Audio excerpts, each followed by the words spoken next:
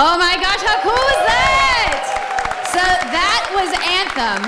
We're going to talk about that a little bit later in the show. But welcome everybody to EA Play. I'm Andrea Renee, and while you might recognize me from the gaming community, I'm kind of a new face around here. So this year, EA wanted to change things up because they know that I'm both a gamer and a fan. So they invited me to come and host the show. And I think this year is going to be a lot of fun, you guys. I hope you're ready because we're about to kick the press conference off. But before we do that, EA Play is more than just the show you're about to watch. Right behind these doors, there is a fan fest outside, and it is huge this year. It's a full 3-day gaming festival where thousands of gamers can come and play games for free. Now, inside the theater here, there are hundreds of community members from all over the world who are going to be capturing, streaming, and getting their first impressions of the games that we're going to be showing off here today. But before we can get to that, we've got some reveals, of course. We're going to kick things off with a look at Battlefield 5 multiplayer. Now, I know Trevor Noah gave you the first look. Yeah, we can clap it up. Last month, but we've got some new stuff to show you today. Then we're going to move on to FIFA 19, and boy, do they have some big news, you guys. Any World Cup fans? You guys excited? Yeah, it's going to be awesome. Then we've got 2 new indie games to share, and then I'm going to come back towards the end of the show with some of my favorite developers to give you guys a nice, meaty look at Anthem. And of course, yeah, we got the woos for Anthem. I'm into it. You want to do this with me? Well, wouldn't it be fun, you guys, if I told you all the secrets at once, right? Well, give him a break. He needs to just enjoy the show. So without further ado, let's get things started.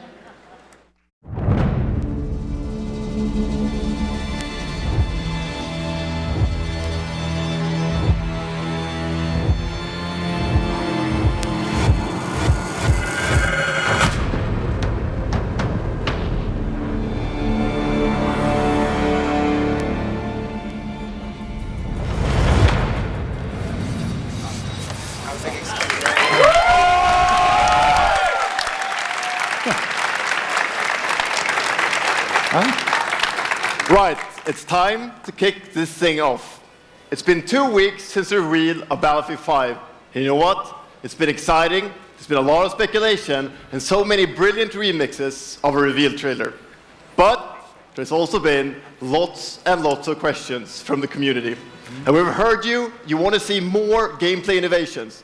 You want to know how customization actually works, and you want to know more about our take on the Second World War. So today, we'll show you more gameplay and why this is the deepest and most immersive Battlefield yet. It certainly is. You will be able to dive and smash through windows to surprise your enemies. Where previously defenses were stationary, you will now be able to move these weapons around on the battlefield and gain advantages. And our renowned destruction system is back and more impactful than ever. So, well, you can't really hide from those pesky tanks anymore as they come chasing you for you, as they rip through those buildings. And you will now be able to customize your soldiers, your vehicles, and your weapons, not only for the gameplay, but for the looks, as part of our portrayal of the Second World War. And that's just the tip of the iceberg in Battlefield 5. You're going to see a lot more of our new gameplay systems here at EA Play from our community. So let's talk about our single player in War Stories. Yes, let's do that. So we want to tell you about those untold stories that got us excited to start with on this game.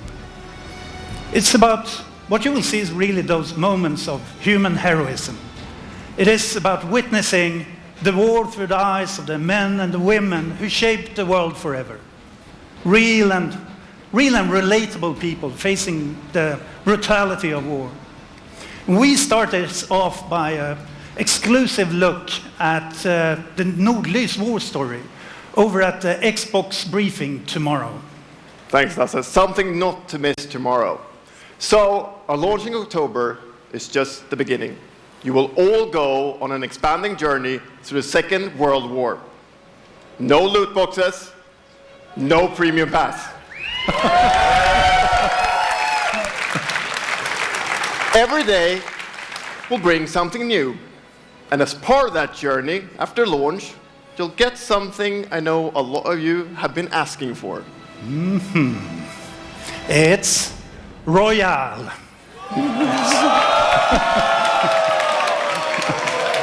It's Royale reimagined for Battlefield.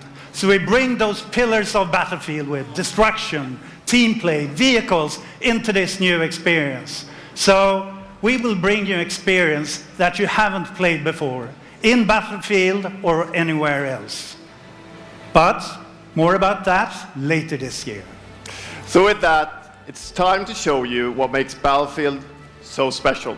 It's the unmatched intensity of our multiplayer sandbox, and this time, it's even more epic, fighting across multiple maps and modes. Welcome to your next Battlefield experience, and this is your first look at ground operations. And this time, even featuring music.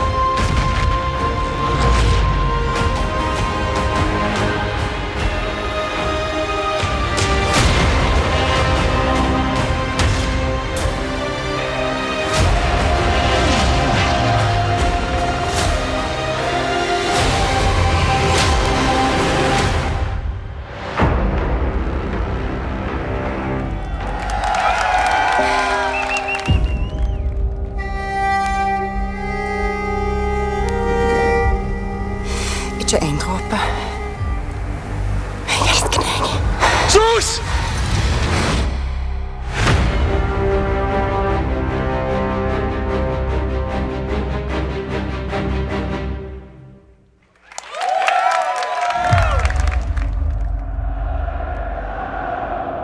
Quando eu era criança, sempre sonhei em tornar-me um campeão. É preciso determinação e vontade de vencer. Até mesmo nos momentos mais difíceis, tu tens de continuar a acreditar. Esta é a tua oportunidade de te mostrares ao mundo. Tu és um campeão.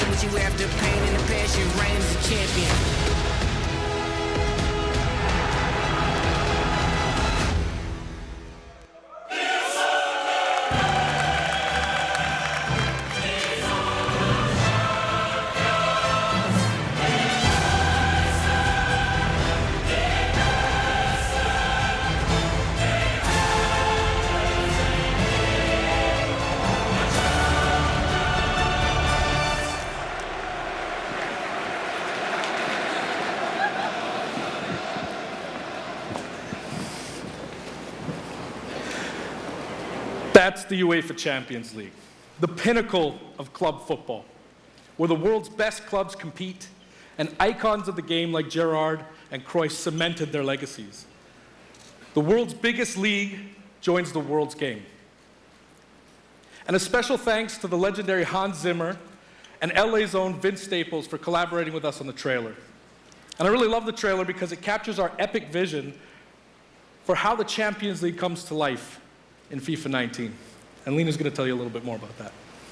As Aaron said, the UEFA Champions League is an amazing addition for the game. It's where football's biggest heroes like Ronaldo and Neymar clash every year. And it's the place where champions rise. And you've been asking for this for a long time, and we are thrilled that it's here. And that's why we're bringing the Champions League across the game. There'll be an authentic Champions League tournament mode. Your club will chase this trophy in career mode. Alex Hunter will pursue Champions League glory in your story mode, The Journey, and in FIFA Ultimate Team, there'll be live and authentic Champions League content. And we'll share more details on that, along with all our other Ultimate Team features later this summer. And all that's just the beginning. As you know, the heart and soul of FIFA is gameplay. And this year, we're giving you the tools to control the pitch in every moment, from your tactical approach to the match to each technical touch. And we know how passionate you are about gameplay, so we've worked hard to shape and refine our vision for FIFA 19 with input from our community. From hands-on tests with beginners to detailed feedback sessions with FIFA pros. And we're going to be sharing a lot more about gameplay throughout the summer, but what I can tell you right now is that the quality bar in gameplay was raised yet again this year. So we look forward to everybody experiencing the game on the hands-on sessions this week. And also, of course, we're extremely excited for everybody to play it when we launch on September 28th. And that's our FIFA 19 news, headlined by the UEFA Champions League. But I just wanted to take a minute to pause and reflect. Standing next to this trophy is a little bit surreal. You know, growing up, there's two iconic trophies that every young player dreams of winning. And for your club, it's this one, the pursuit of Champions League glory. But for your country, it's this trophy, the World Cup. And with the tournament starting in just 5 days, we're excited for the world to compete for it in FIFA 18. As you can imagine, all of us on the FIFA team can't wait for the start of the World Cup. And we want to celebrate with FIFA 18 players, which is why we've just updated the game with a free World Cup experience on PlayStation 4, Xbox One, PS, PC, and Nintendo Switch. But you can take Ronaldo and Portugal to their first World Cup victory. Or you can write your own story with some great nations who didn't qualify this year. Or you can make a crazy dream a reality for your home country, like mine, Iceland. Who would have thought that a nation of only 350,000 people would ever qualify? And you can feel their excitement.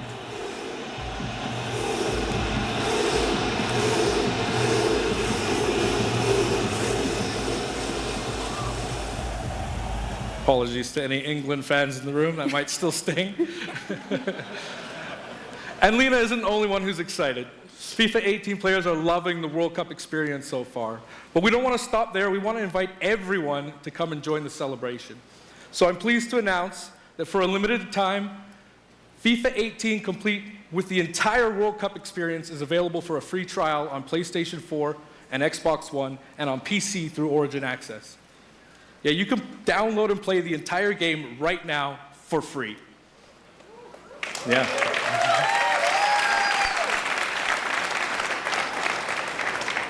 So to kick off the trial, we've got some of the world's biggest creators who are going to be playing live at the end of the show, representing their nations in a little mini World Cup tournament. And this summer will bring so much more for FIFA fans. Plenty of FIFA 18 content centered around the World Cup, and we'll bring you all the details on FIFA 19. But in the meantime, let's all enjoy the World Cup. Thank you, and auf Ravistan!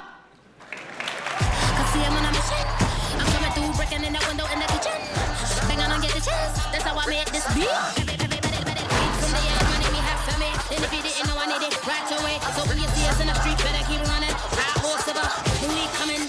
It is the big day on the biggest stage at the World Cup.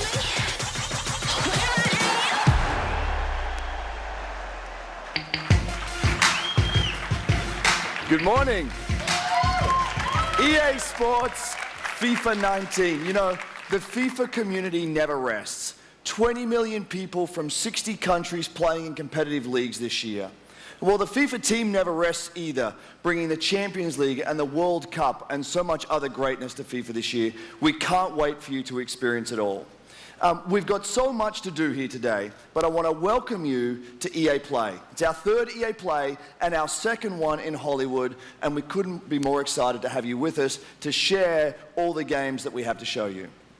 We've got lots to do, but before we move on, I'd like to share just a couple of things. The greatest disruption to the consumption of entertainment media in the last 5 years is the combination of streaming plus subscription. As consumers, watching movies, watching TV, listening to music, reading books has never been easier. And we believe that disruption is going to have a profound impact on our industry in the next few years.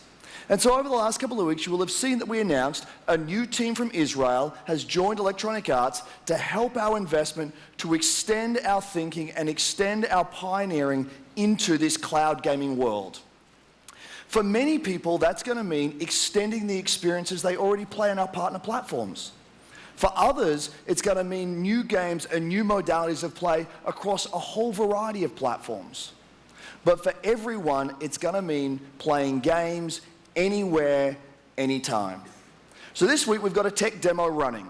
All of our games streaming in HD from the cloud to multiple devices that you'll be able to try out for yourselves. Now, it's not quite ready for full market prime time yet, but it is a promise of what we hope to bring you in the future. The second part of that, of course, is subscription. And we started subscription a number of years ago, and many millions of you have signed up and experienced the joy of being able to have full access to a great catalog of games. Today, we're announcing Origin Access Premier. So 3 things you need to know about it. Origin Access Premier will bring you all of our new PC games, starting with Madden NFL, back on the PC for the first time in over a decade. Then FIFA 19, Battlefield 5, and of course Anthem. And there'll be many more titles in the years to come. Second, you get access to the Vault, our library of over 100 games from EA and other publishers. And third, it will launch later this summer. So that's a little later in the year, but if you want to get started right now and experience the benefits and joys of subscription, come in and play a free trial of Origin Access, our base subscription, this weekend. Thank you and have a great show.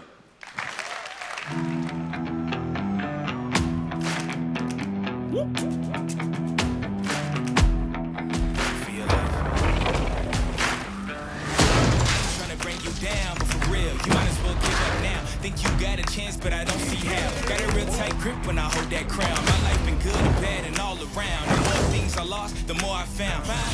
Came here ready to fight on this night. You better just run for your life.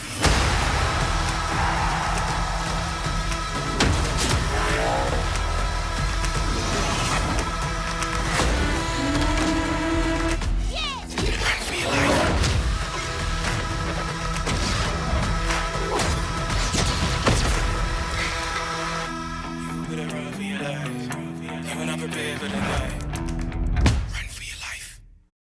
Hey everybody, what's up? So I'm here sitting inside the crowd at EA Play, and I just happened to find Mr. Vince Zampella here in the audience from Respawn. What's going on, Vince? How you feeling today? I'm feeling great. I love this stuff. I love seeing new games. I mean, someone's super excited about that man on PC, right? Yeah! So, you guys may have seen that Vince was tweeting yesterday, and there has been a bunch of speculation. So, you want to just get right to it? Sure. I mean, we're not ready to show all of our stuff yet. We're working on a bunch of stuff. It's amazing. The teams are kicking ass. But we wanted to bring a little tidbit. So we've been working with Lucas on getting the name and kind of the setting for what our Star Wars game is going to be, and we're going to talk about it right now. Oh, you guys got any guesses? I bet you the internet is going wild right now. I hope so. So the Star Wars name is Jedi Fallen Order. Woo! So Star Wars Jedi Fallen Order. Yeah, so it kind of gives you some idea that you'll be playing a Jedi. So does that mean I get to like hold a lightsaber? Yes. So Vince, you got anything else? Well, it takes place during the dark times. Trying to be a little vague here, but when the Jedis are being hunted, so it's going to be spectacular. So for all the hardcore nerds out there who want to know where in the timeline, between which episodes is it? Between 3 and 4. Okay, all right, between 3 and 4. That sounds like a nice time. You got any other tidbits? It's not a nice. It's a dark time. It's a dark time. Bad time. Does that mean it's going to just be all dark and serious? It's amazing. All right, so I think people are now anxiously want to know, when can we play the game? It will be holiday of next year, 2019, not this year. So, sorry to dash any hopes. No. But now that we know, we can set expectations. We're all going to be amped up, and hopefully we'll hear more from you maybe next year. Oh, yeah. Well, Vince, it was great to see you. Thanks for stopping by the show today. We do have a little bit more news on Star Wars, so I'm going to toss it over to Dennis.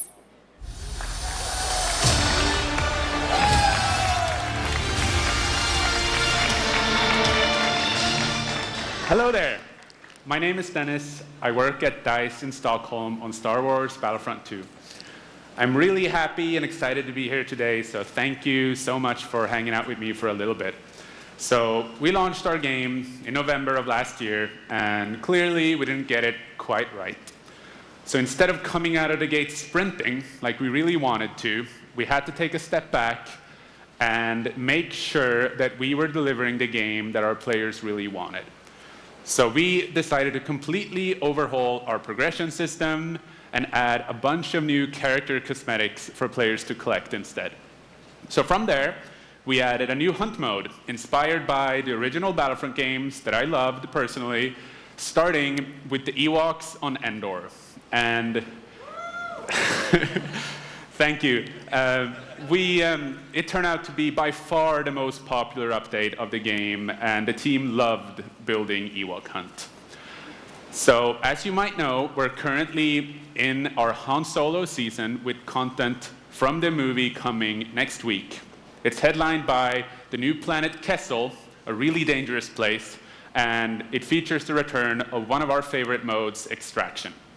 So looking forward a little bit, this summer we will be introducing a new squad system to the game, which will allow you to team up much easier and play with your friends. We're also adding a new starfighter mode focused around dogfighting with your hero ships. And looking ahead a little bit more, we will also be delivering a new large-scale multiplayer sandbox experience focused around capturing command posts and attacking and taking out capital ships. But that's not all. We know that you have been asking for new heroes, villains, and planets from a certain era that features a very iconic Star Wars conflict. So I'm excited to confirm that Battlefront 2 this year will be going deep into the Clone Wars.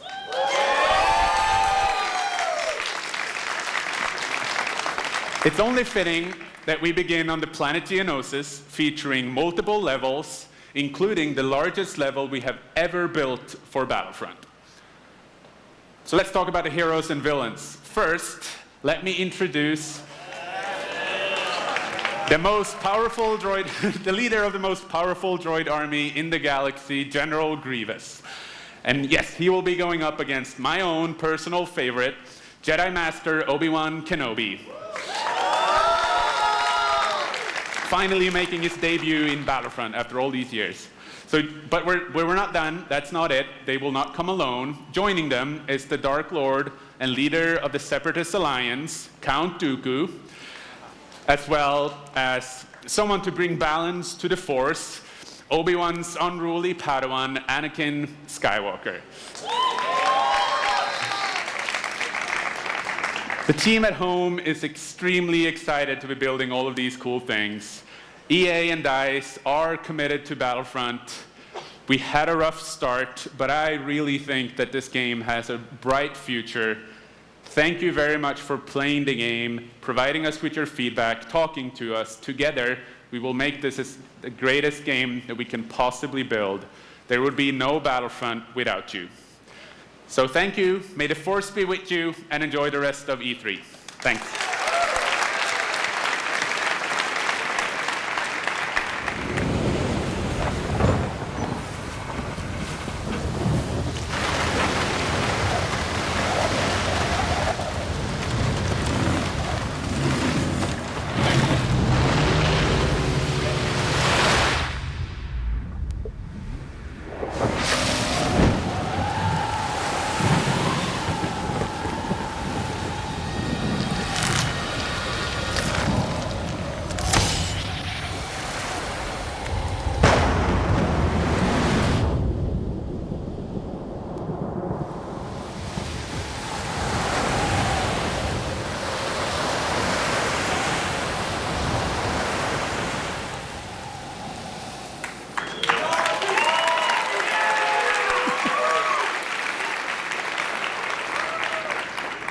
Hi, it's really good to see you.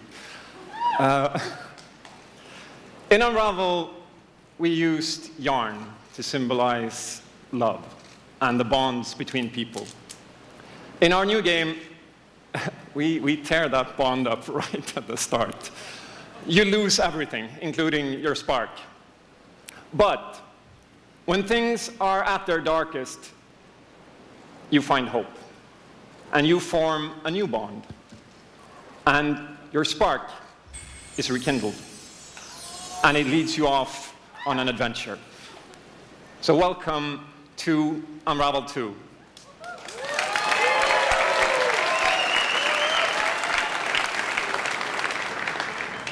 It's a game about fresh starts and second chances.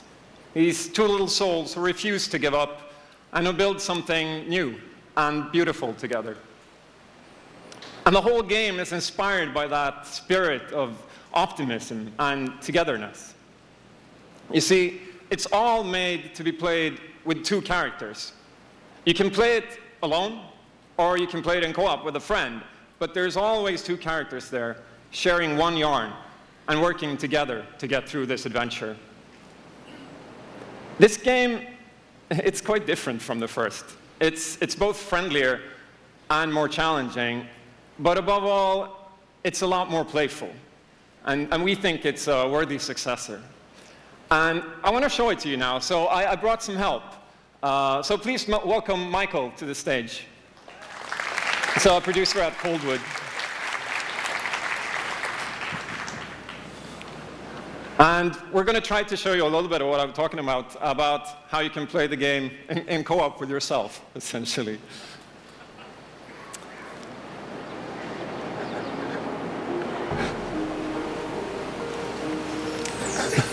So this wasn't prepared.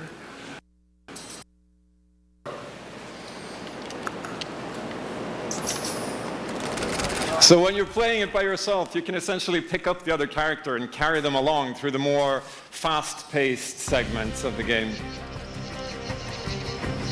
And we actually tried to include a bit more of those because we figured that since it's a co-op game, we wanted to have more like thrill and danger and kind of wow moments, places that were like fun and exciting.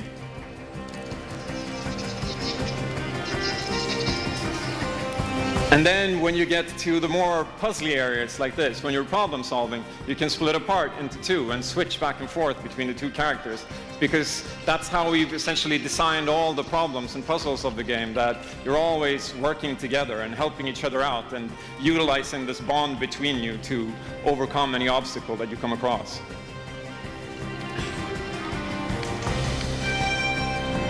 So I guess I'll jump in at this point. Yeah, come join me. So I'm gonna be the red one. Okay. You'll be the blue one. I'll be blue. A little celebratory flip there.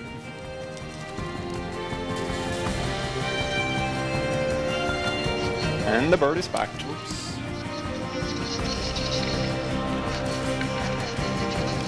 Okay, playing it safely now. Oops. I'll swing. All right. Nice. And I'll catch you. There you go. Can I swing now? Okay, you go ahead. So here it goes. Oh. Okay, this is the scary part. Let's see if we can do it. Got it? Oh, very nice. Oh, faster. Oh, sweet, well done. Okay, I'll go up and distract the grouse. You can. I'll sneak up here.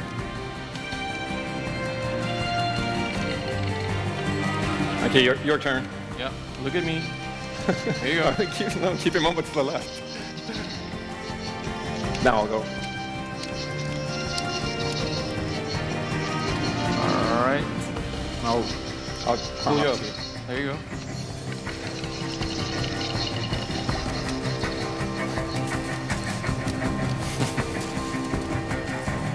Now we can breathe again. Yeah, finally.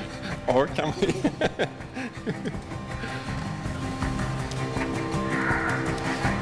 So that's a quick little look at Unravel 2.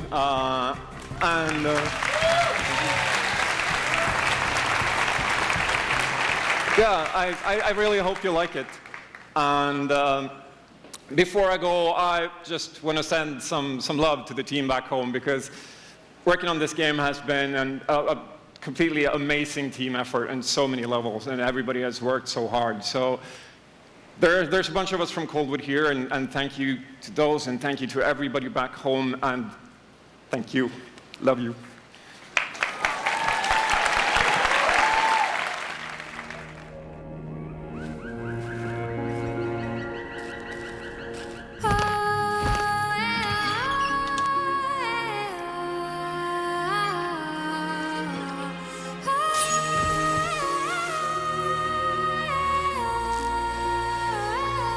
Till queendom come,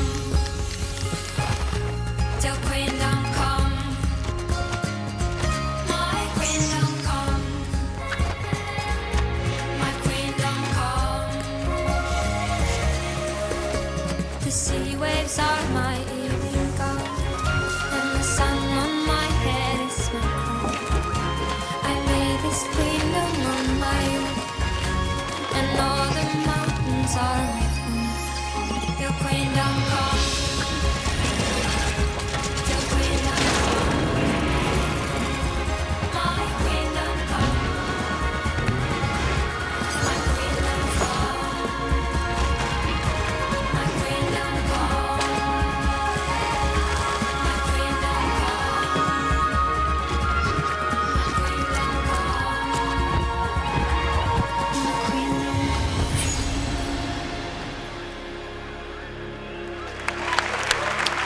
Thank you, Martin, and the brilliant team at Coldwood. The game is really strong. These guys have done an amazing job, and it's clear that they have a lot of passion, and I can't personally wait to play Unravel 2 with my kids.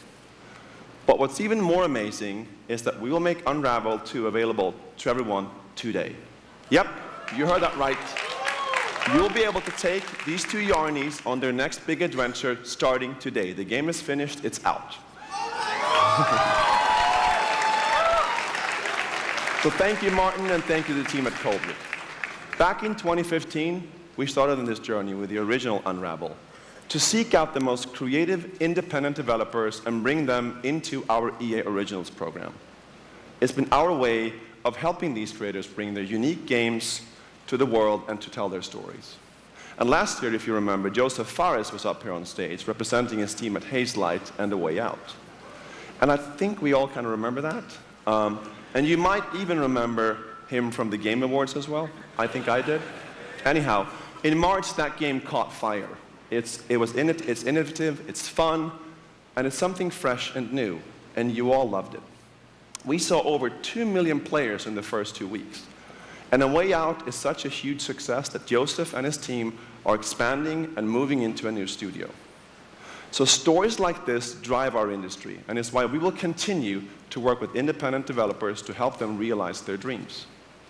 Which leads us to our next EA Originals title, from a little game studio in Berlin called Jedi Games. When I met this team and I saw the game, I was instantly drawn to how personal this story was. It's one that carries a very powerful and important message, and it's unlike anything we have ever done. So please welcome Connie Gepper to the stage from Jedi Games to tell you more about Sea of Solitude.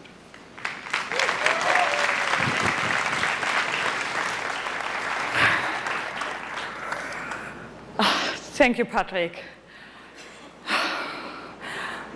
I still remember during the pitch how enthusiastic Patrick was, and that afterwards, like, our whole team, including me, were super excited. It actually feels a little bit the same right now. I'm pretty excited, maybe a little too excited.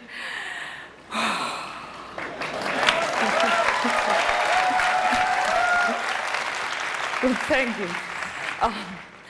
We are Yomai, a small indie game studio from Berlin, and we are developing Sea of Solitude, or SOS as we call it.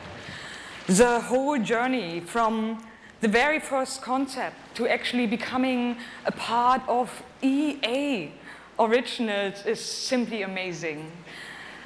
Let me tell you more about our game. When humans get too lonely, they turn into monsters.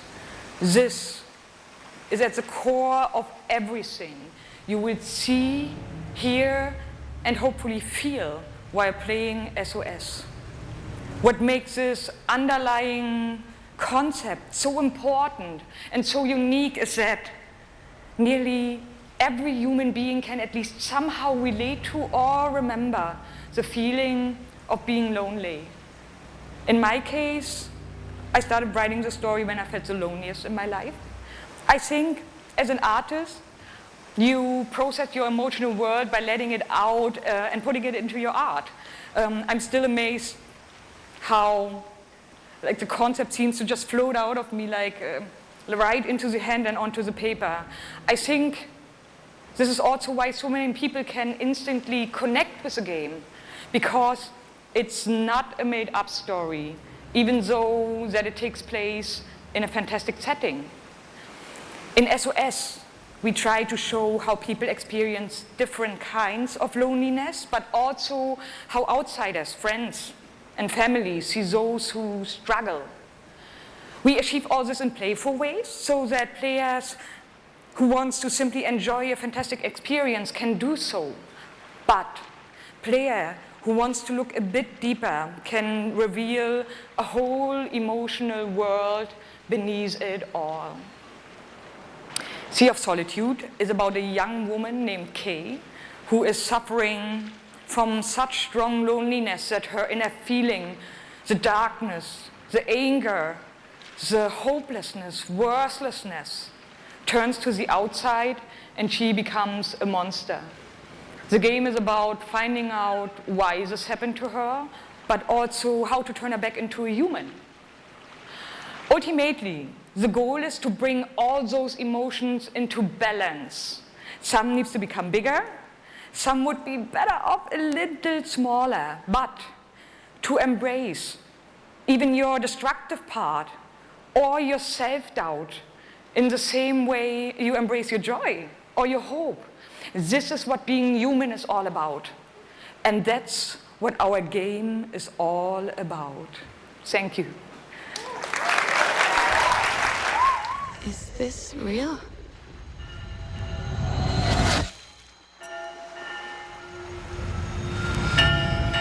This world that I live in is empty and cold. The loneliness cuts me and tortures my soul. I'm no child of destiny and no fortune's son. I've just chased you so long now, I'm too weak to run. A new day is here, but nothing is new. Alone in my room, I tremble for you.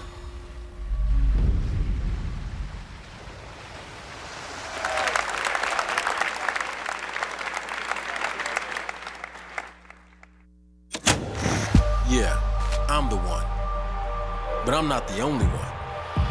We are the one. We can shut you down, and we can put you on an island. Crossover. Gather. Gang. And we're balling. Be ready. Because we're coming at you with the squad. Say it how you want. Trust the process. Run as one. Call next. Or be the answer. As long as you hold your course.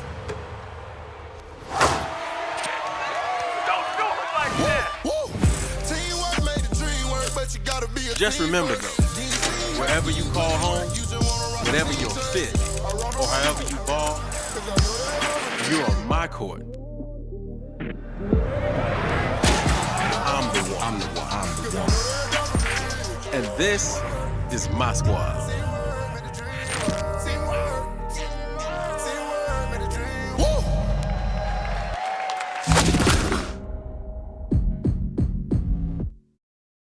My name's Shay Kivlin, aka Young Kiv. I'm from Seattle, Washington. The only goal of mine is really to win the Madden belt.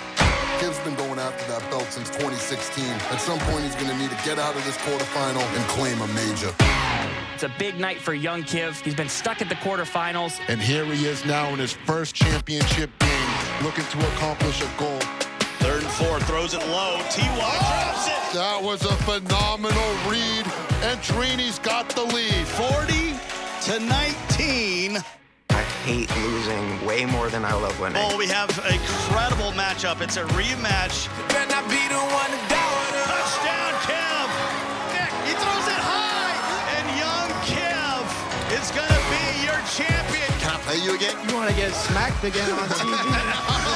Happy face, no! Madden 18 champion. He's finally done it.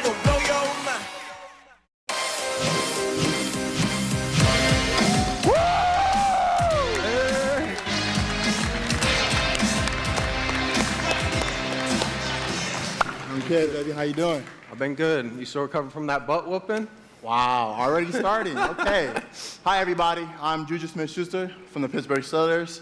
As you guys can see, king of touchdown celebrations. That's pretty fire. I like that a lot. As you guys know, this is Young Kiv, Madden 18, Madden champion. Like, give it up for Young Kiv, y'all. Give it up.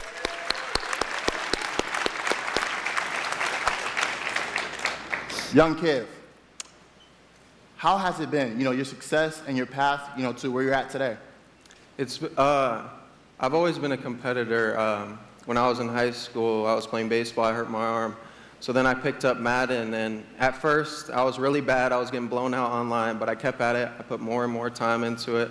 Eventually, I made my first tournament, but I had a big decision. It was the same time as my graduation. Wow, okay. So the key to be the #1 player in Madden is to hurt your arm in baseball. That's number one. Number two, you said you had the decision to go to your graduation or go to a tournament. So, like, what did you do? I chased that money. I still got my diploma, but I chased that money. There you go. We're out here chasing money. That's awesome. Okay, now the past few years, how has it been for you? I know you had some ups and downs. It's been tough. I've had a lot of devastating losses. I've been so close so many times. I made the final on TV and got blown out by all those losses. It made me gain a lot of mental toughness, and that's why I got this belt. That's awesome. That belt is so amazing. There's a lot of, bling on that belt for you. Well, today, EA Play, first look at the Madden 19 trailer. Super excited. It's going to be so fun. It's lit. I honestly wish I can stay right here and talk to you guys forever, but I'm not going to board you guys. We're going to go out. I'm going to try to take this belt, round 2. So we're out. Have a good day.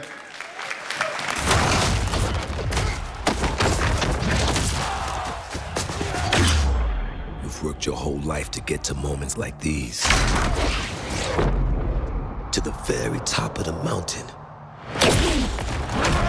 You battled through the pain and failure. All just to get to this place where you've been told legends are born. You fall so you can rise. And you rise so that you can truly see. see that it was really never about reaching the end of the road at all, but about all the moments that got you here.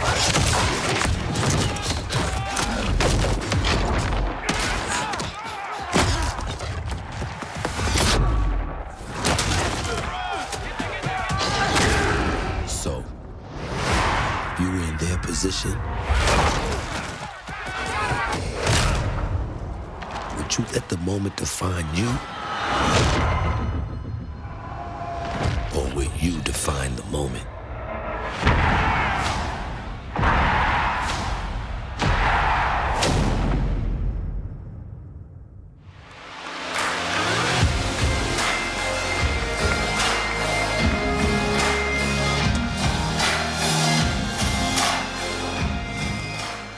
Hello, ladies and gentlemen. I'm Nathanius, professional shoutcaster, here alongside Redwood Studios General Manager Michael Martinez. How you doing today? I'm super excited to be here. Yeah, we're going to do this presentation a little bit differently and give you your first look at a brand new mobile game in a live, winner-take-all, head-to-head match. Michael, why don't you tell us the rules? Sure thing. The objective is straightforward. Destroy the opponent's base to win. Unit control, super simple. Just tap the destination, unit automatically moves there. The most efficient way to destroy the opponent's base is with this giant nuclear missile in the center of the map. Control the missile by standing on a majority of the control points.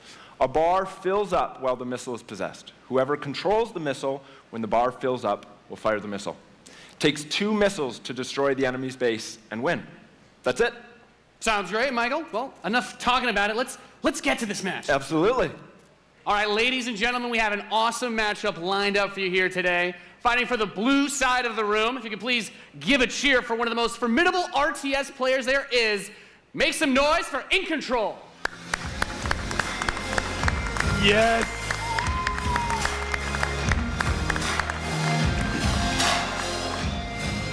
His opponent, fighting for the red side of the room, a competitive mobile gaming phenomenon. Please join me in welcoming to the stage Nick at Night.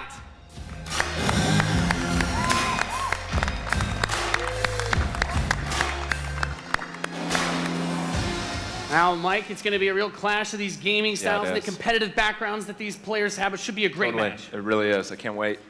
All right. Are the players ready? Let's get this thing going. Ready to go. I'm ready to go. Let's do it. All right. Let's kick this off. Nice little strategy game for those of you out there. It's a good genre. I'm very excited for this. The players are loading in, and we are ready to the kick match. Here we go. This off. As the players' bases have been deployed and the action begins like any strategy game. Economy will be the focus. We have a harvester to start things off. Nothing too crazy yet. Nothing too crazy. Now the infantry is going to come out to hold that top point. Both players, of course, trying to take that position. Nick at Night being able to reach it a little bit first. In a strategy game, that flank position that In Control is going for on the top side, also very important as Nick at Night's forces have to circle around the center. Right, let's see if he's able to create a 2-on-1. Is he able to get there? Looks like he's getting there. Here comes GDI with a Rhino. It's going to rip up those infantry. Yeah, going for the anti-infantry. And like any strategy game, the units that you're going to use when you deploy them will have a huge impact. Your micromanagement of your forces and protecting that economy as well. Yep. Nick at Night with some attack bikes in the top. There he is. And In Control placing the turret on the top right side to help cover that Rhino as attack bikes move towards the northwest position. We can see that the missile is beginning to ready and firing that. That takes out half your base. The most important objective on the map is to hold those control zones. Right, and In Control making a lot of progress to that far right side of the match. Yeah, he's done a great job of holding that down with the turret, and now he's redeploying his vehicles to the south side, bringing out more infantry to deal with the attack bikes. And as that economy ramps up, of course, we're seeing bigger and more powerful units come out. We have there the drill pod coming in the left side to help flank Putting those some flamethrowers. Right, absolutely. Again, those are going to tear through those infantry. Yeah, and In Control brings out his first tank. That's going to be used to try and help push back these smaller forces as he makes his way to the south side. That missile passing halfway now. Both two zones in control of Nick at Night. He will have the missiles. We see it starts to point towards In Control's base. Let's see if In Control can get around to that top corner, able to halt that missile. He does contest the missile, putting it into the yellow position. Yeah, very important, of course. Blocking the pathing of those units is another big factor for this strategy. Holding those locations is so crucial as In Control begins to secure the northwest spot. Another tank's going to come out from Nick at Night to take it out, but now he's bringing out the Pipple as well to help lock down that north position. This missile is very, very close to firing. Let's see what's going to happen. with another turret. In control flanks, he takes the top, that missile, And that fires off. Wow. And Nick at Night, one shot away from being knocked out here, as the next one will start to ready up in just a moment's time. In control's very heavy artillery forces doing a great job at taking control of the map. Yep. And we can see as more of Nick and Knight's forces move up towards that north position, those harvesters, of course, very crucial, very important to protect those, as your economy allows you to get these big late game units. The units are going to come out a bit more slowly as you get more of them on the field. But In Control just spreading his forces out, trying to hold this advantage that he's had so far. Nick and Knight is trying to get in there, but there's a great turret placement from In Control, blocking and just ripping through again those infantry. And we see In Control now moving his tank towards this. Another drill pod we're seeing with some flame tanks. Yeah, bring in the flank. Of course, those flame guys do amazing damage to the infantry, help to clean that out. Meanwhile, 2 more tanks coming out from Nick at Night to try and secure those positions. He brings up the laser infantry on the south side as well to deal with that tank. Going for counters, trying to scout out and see what your opponent is doing and make the proper response is so important in strategy. Absolutely. Nick at Night cruising around, thinking about harassing those harvesters, coming around the far side for those rhinos. Looks like he's really pressing it. And we see that missile is starting to get close to firing with 3 zones In Control for Nick and Knight, looking to set things back the other way. In Control trying to rally his forces around. He doesn't want to engage with just 1 or 2 units. He wants to move all of them together, create a good flank position, and take over that south. And we're seeing the first mech unit from In Control. This is the Wolverine. Gonna rip, and this is, watch out for this missile. And Nick and Knight's gonna fire that one off and settle for next missile is gonna end it. Next missile wins. Let's see what happens. We'll have control. The Wolverines, as you pointed out, for In Control coming out to try and deal with these forces. But Nick at Night's done a great job of getting map presence and now also harassing the economy of In Control. There he is. Yep. Wow. Okay, we've got our first mammoth tank on the board. If In Control can get this in position, he's going to do some serious damage. That missile just past halfway ready. He's also bringing out his first air unit to deal with those. A lot going on here. It's got a lot of range, that big boy, and In Control just needs to hold. This missile is nearly going to fire. It can be stolen at any point. Where is it going to go? Is he going to be able to get it off? He's got it, Max. There it is! He's gonna take it. Defeating Nick at Night here legit. 1. Dude, that was epic. Amazing. What a match. Thank you so much. That was awesome. Any thoughts, guys? I just came to make mammoth tanks, so I've done my job. Yeah. Absolutely. That was awesome. We saw a little bit of everything right there. Perfect. Yeah. Let's hear it for Nathanius, Nick at Night, and In Control. Ladies and gentlemen, what you just saw was the worldwide reveal of Command & Conquer Rivals. Rivals reimagines the real-time strategy experience for mobile. We're giving players complete, continuous control of their armies in quick, competitive, head-to-head matches that are fueled by skill and strategy. Now, Rivals will be coming to iOS and Android devices, but I'm excited to announce that Android players can play the pre-alpha today. So head to the Google Play Store, search Command & Conquer Rivals. The studio has been having an absolute blast playing this game, and we can't wait for you to play. Please let us know what you think. Thank you.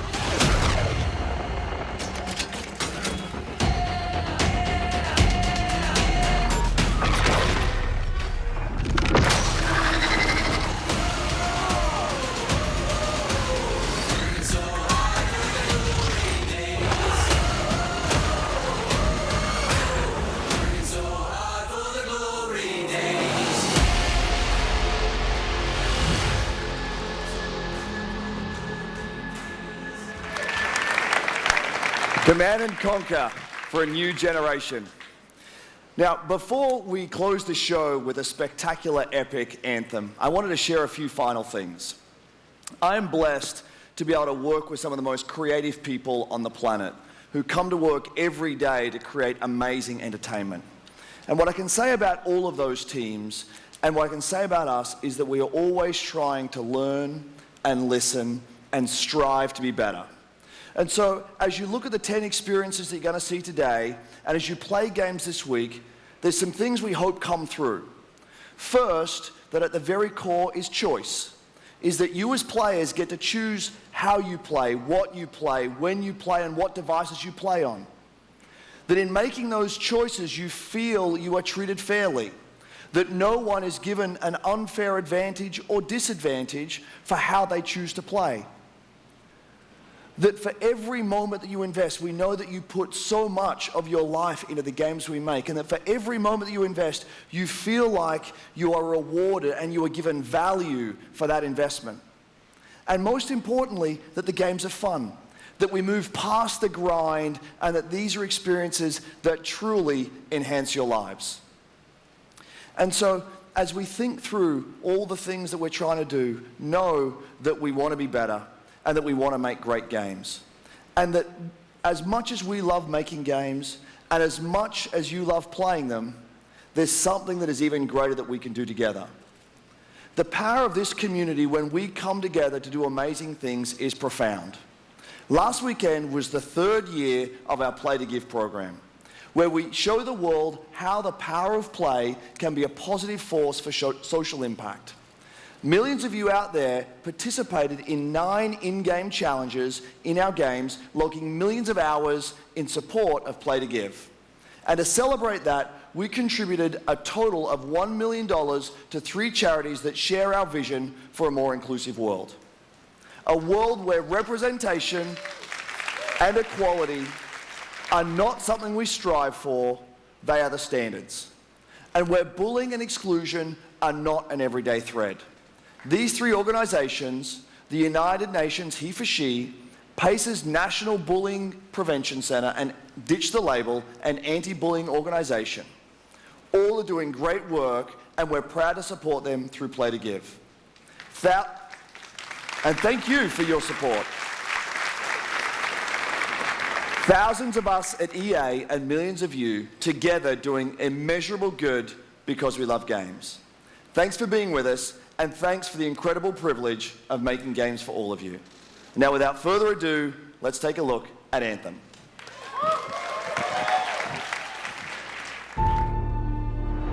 The gods vanished and left our world in chaos, creating, altering, destroying. The Anthem is all that remains.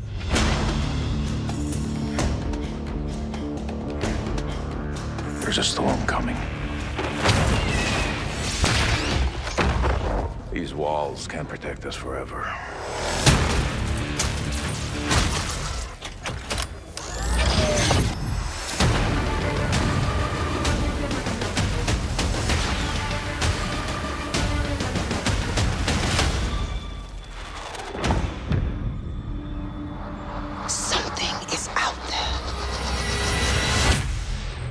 To destroy us all.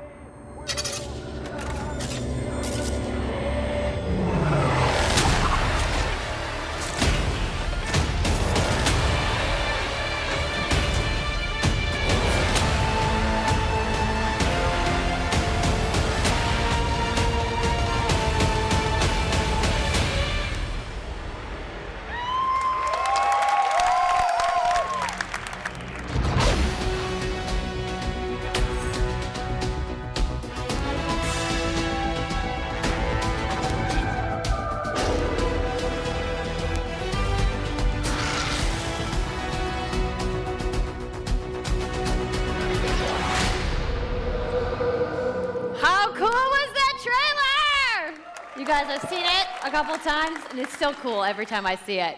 So I know all of you, like me, have had tons of questions about Anthem since last year because we're all BioWare fans. So we're going to do something a little bit different for the rest of the show, and we're going to take a deep dive into Anthem. So I'm going to bring out some members of the BioWare team to chat with us. Ladies and gentlemen, please give a warm welcome to Casey Hudson, Mark Dara, and Kathleen Rutzart.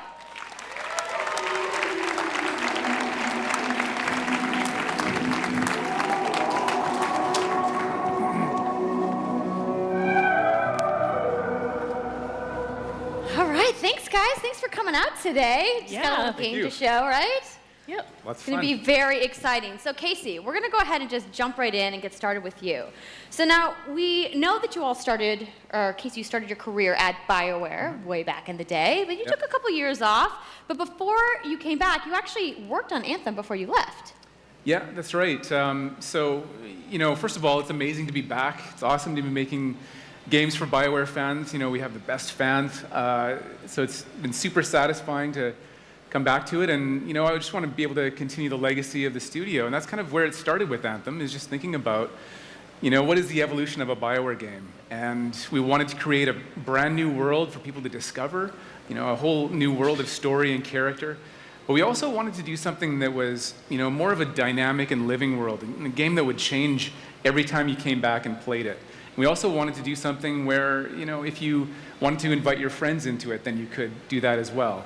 So that was really the initial vision of the game, not an MMO, not a multiplayer game with stories sort of bolted on this side, but something new and different, and I think the team has really captured that vision over the years. Your fans really love the stories from BioWare, but I think we're kind of curious how you're planning to make story work in this shared world.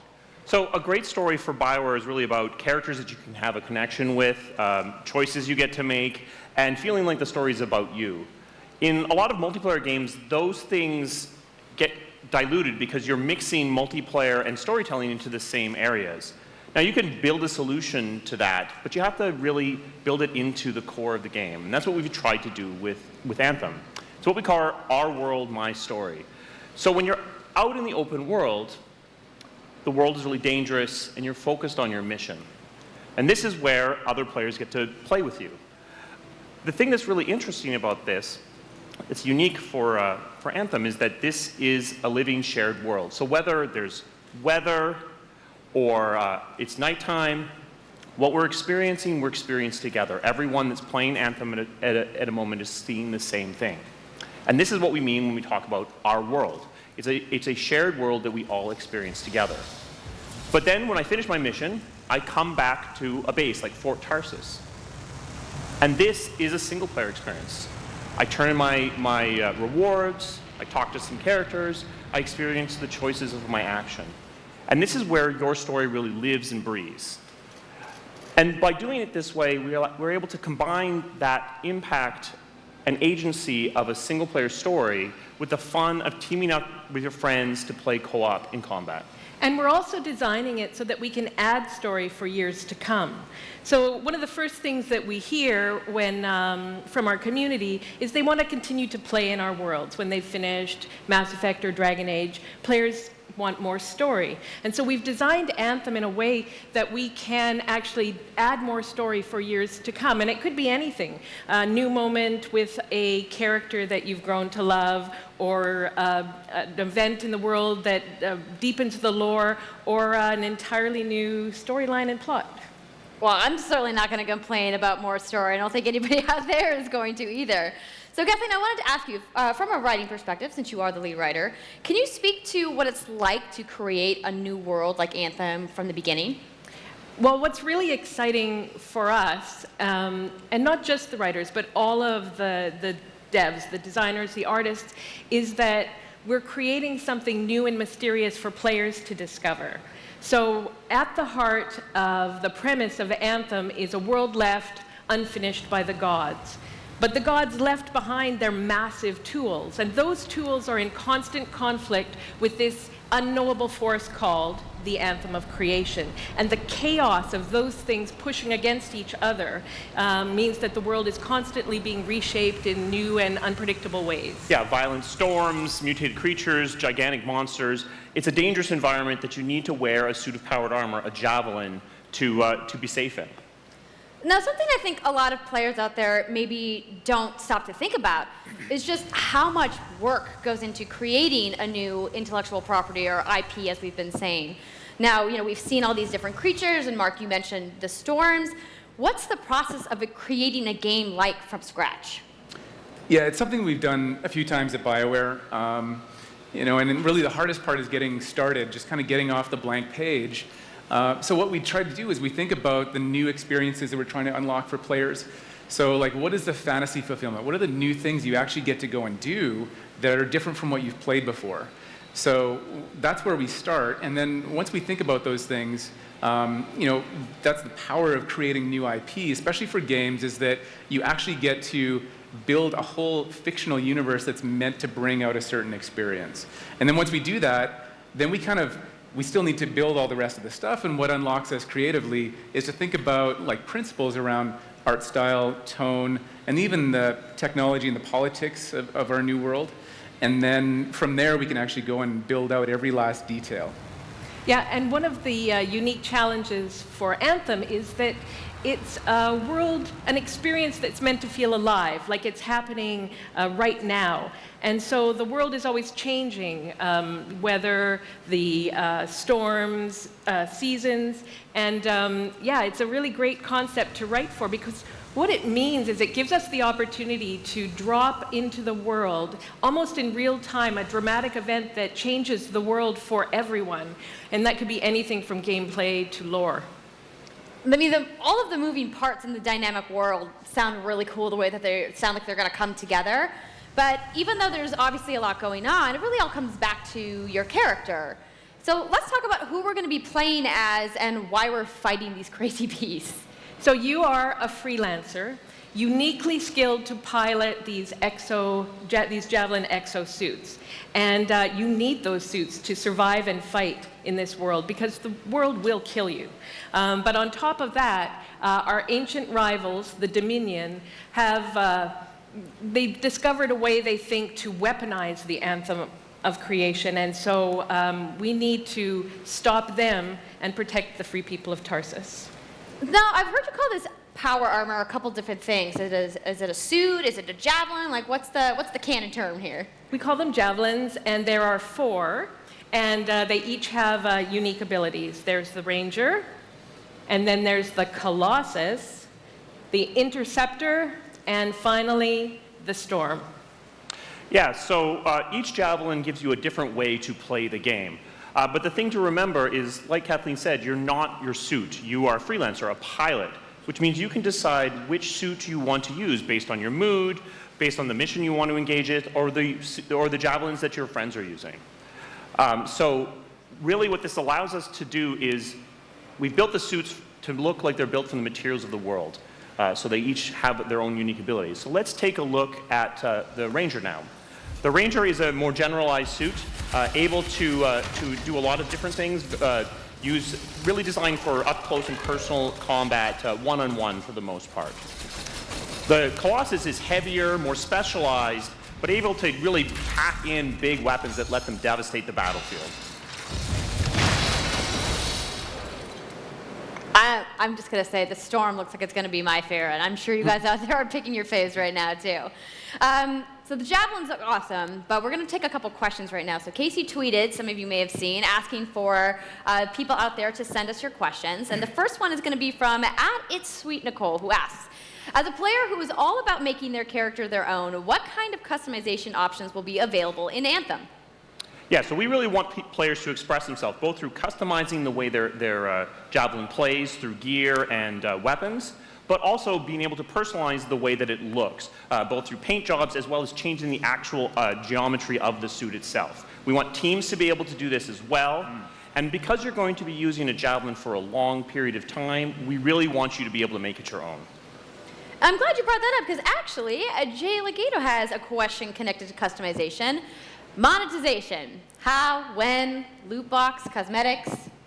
Yeah, so we are going to have some cosmetics and vanity items that you'll be able to purchase, but you're always going to know what you're going to buy before you spend any money on it. So no loot boxes, no ability to pay for power. So that means no ability to spend money on gameplay advantage at all within Anthem.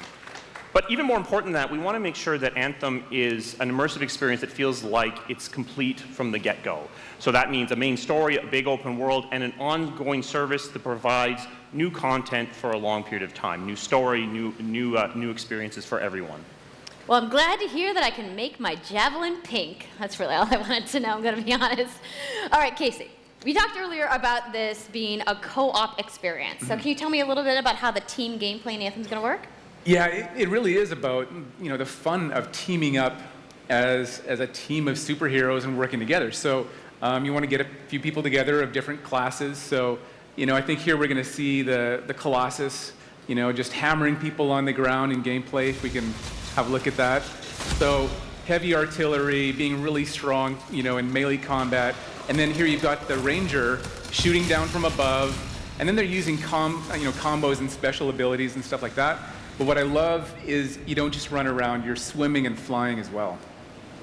So it's interesting because at the Slate Tones wants to know, how will you balance multiplayer with single-player storytelling? So Anthem's really built around trying to combine the impact of having your own personal story with the fun of playing with other players. But we really want to make sure that that playing with other people feels like a choice. So for people that want to just experience the story, you're going to be able to do that. Now, going out into an open world like this by yourself is going to be a little bit more challenging than if the team of 4 people. And we've really tried to balance the co-op experience to be fun, even for people that don't normally engage in this kind of thing. So I really hope that everyone at least gives co-op a try. Okay, that's good to know. If you want to roll solo, you can, but it's just going to be a little bit more difficult. Well, I know you all are on the edges of your seats. How about we show a little gameplay? Yeah? You guys want that? All right, so Kathleen, I think you're going to set this up for us? I will. So, you and your friends have decided to play a mission called Scars and Villainy. The Scars have put together an acid-based super weapon, so you got to take them out. So you start in the Strider, which is like a giant walker, and it's your forward base of operations. You have a conversation with your crew, Halleck, Faye, and Owen, and you'll hear Owen. He's going to talk us through the mission as we experience it here. And yeah, then you just get into your javelin suit and you head out with your friends. All right. Well, thank you so much, Mark, Casey, Kathleen, for talking to me about Anthem today. We're going to go ahead and roll the gameplay now. Enjoy, everybody.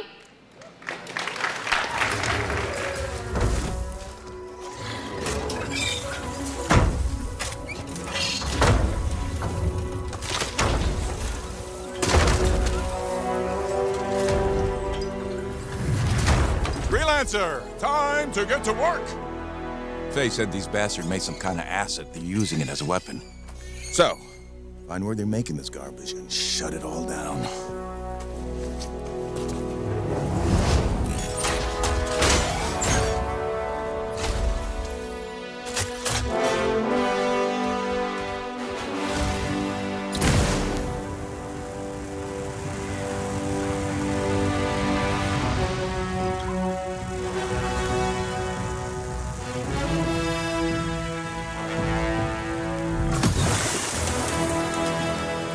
Owen, what's the plan here? Picking up loads of scars nearby. Take a look around the area, but be careful.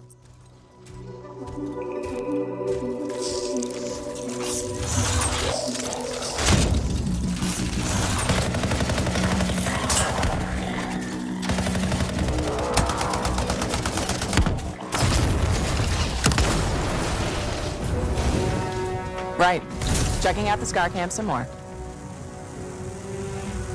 Look at all the weapons! Oh, and the turrets! Better move quickly.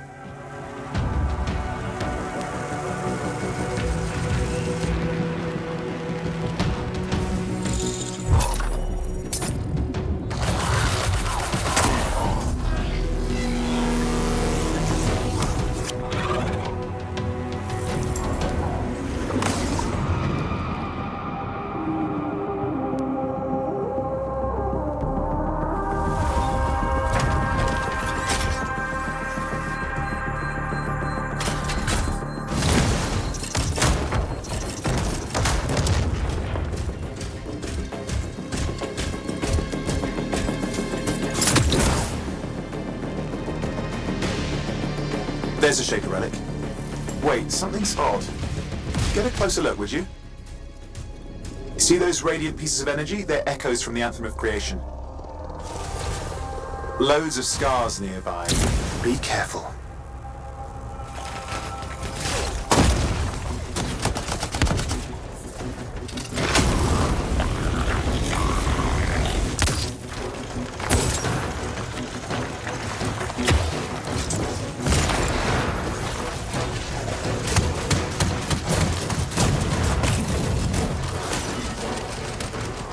Return them to the relic. You've got to silence it fast.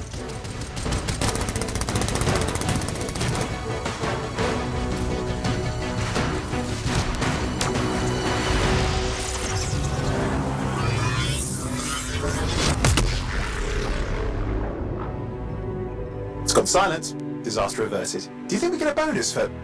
Wait, something's happening. What the hell was that? I think that was whatever laid all the eggs around here. The sound came from below your position. On the plus side, this definitely counts toward hazard pay.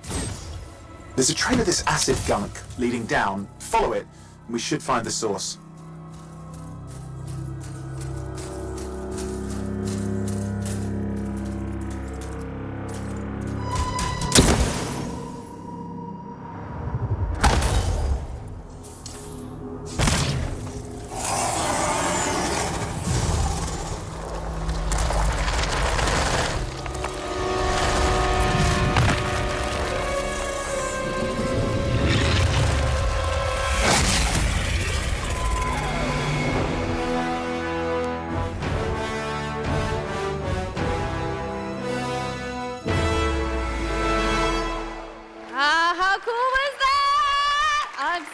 You guys.